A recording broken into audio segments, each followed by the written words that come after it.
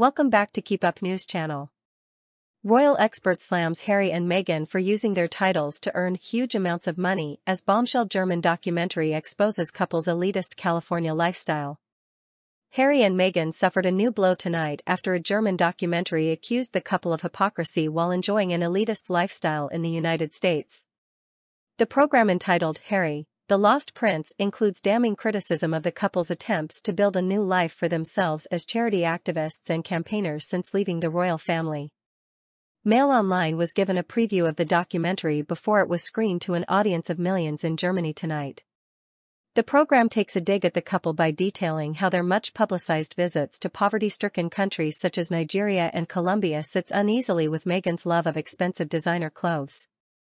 One stinging voice in the documentary is former soldier Ben McBean, who lost his left arm and had his right leg amputated above the knee after being seriously injured by a landmine blast in Afghanistan in 2008. McBean, who shared a flight home from Afghanistan with Harry, did not hold back in criticizing the prince over his revelations about his family in his bombshell memoir Spare and in his Netflix show. The veteran soldier says, "I just thought, with him kind of whinging about his family and he was saying something about his brother pushing him over or something like that, I was just like, mate, just leave it out. You and your brother had a little fisticuffs, but family's family, you know. If one of my friends fell out with his partner and started posting things on social media and saying my ex is this and that, I'd have told him to shut up as well." The German documentary also points the finger at Harry and Meghan for inevitably trading off their former royal roles by seeking to make money to support their lifestyle.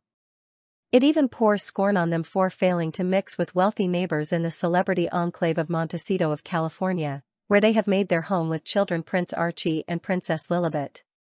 But Harry and Meghan may be most uncomfortable with the documentary reminding viewers that they had admitted spending just 1 hour a week working for their charity Archewell. In another, the program highlights how donations to Archewell dropped from $13 million in 2021 to just $2 million in 2022. The couple did face harsh criticism over Megxit in some sections of the media in Germany when they announced their decision to step back as senior members of the British royal family in January 2020. Their reputation soared, however, in Germany in September last year when they attended the Invictus Games, featuring competing injured servicemen and women, in Dusseldorf. But the new documentary, the first TV analysis of the couple in Germany since Megxit, even questions the cost of the Dusseldorf Games by pointing out that they were funded by a €40 million donation from Germany's Ministry of Defense. The documentary will no doubt leave the couple unimpressed as it extensively quotes British royal reporters and experts, talking about the gulf between their supposedly noble work and their luxury lifestyle. One reporter, Russell Myers, says on the show, "If you're going to places like Nigeria, like Colombia, which have huge socioeconomic problems, some of the world's poorest communities in these countries, and you're turning up wearing tens of thousands of pounds worth of designer clothes, it really doesn't send the right message." Jack Royston from the podcast The Royal Report also picked up on the couple's desire to be half in and half out of the royal family, which was dismissed by the late Queen.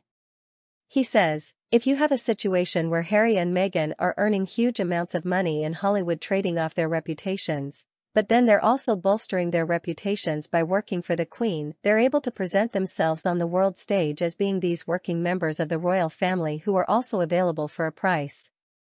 That is a huge compromise to demand off the monarchy. If they were to be perceived to be promoting their commercial projects while representing the Queen, then that's also starting to border on corruption there, because they should never be using the monarchy as a platform." Royston adds, "The particular way in which Harry and Meghan crashed out of the royal family, firing hand grenades at Harry's relatives, caused their reputation to be significantly damaged. And that has had a major impact on their capacity to make the world a better place, because a lot of people just aren't listening to them at all."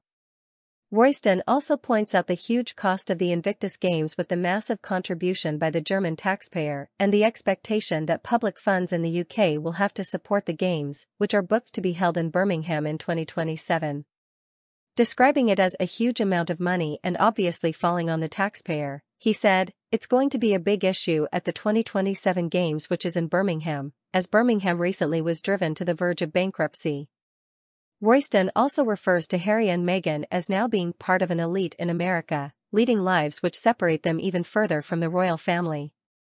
Richard Miniards, one of the couple's neighbors in Montecito, also appears, talking about the exclusive lifestyle that the couple enjoy in the area. He says, "It doesn't come cheap. I mean, most houses are about $8 or $9 million.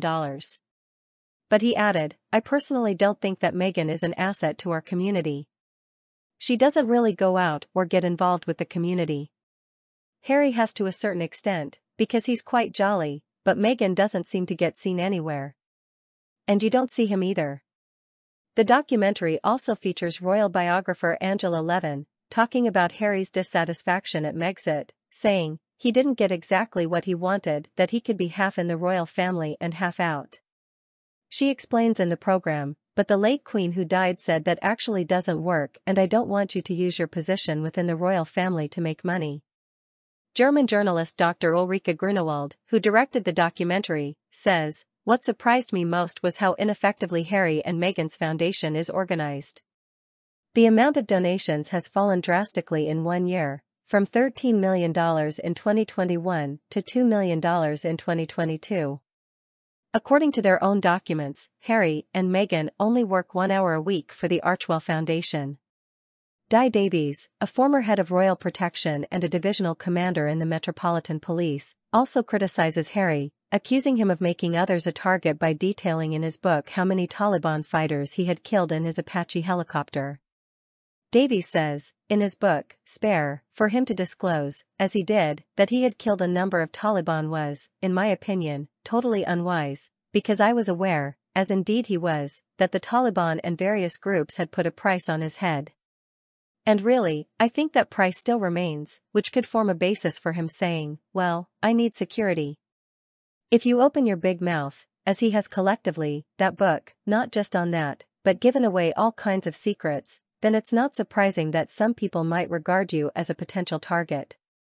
Davies also accuses Harry of failing to mix much with ordinary people on what he describes as their carefully orchestrated international trips. He says, "In Colombia, although there are very rich people there, the vast majority, 85% or 90%, are very poor. And what I've noticed of these tours, he mixes with the upper classes. He doesn't really, apart from carefree orchestrated areas where he mixes with so-called the normal people, well they're not. These are carefully orchestrated campaigns as far as I can see. I look quite dispassionately at the evidence, and the evidence I've seen is, it's all about Harry and Meghan. It's very little to do with an actual alleged rationale for going there." Source, dailymail.co.uk. Please like, share and subscribe. Thank you for watching.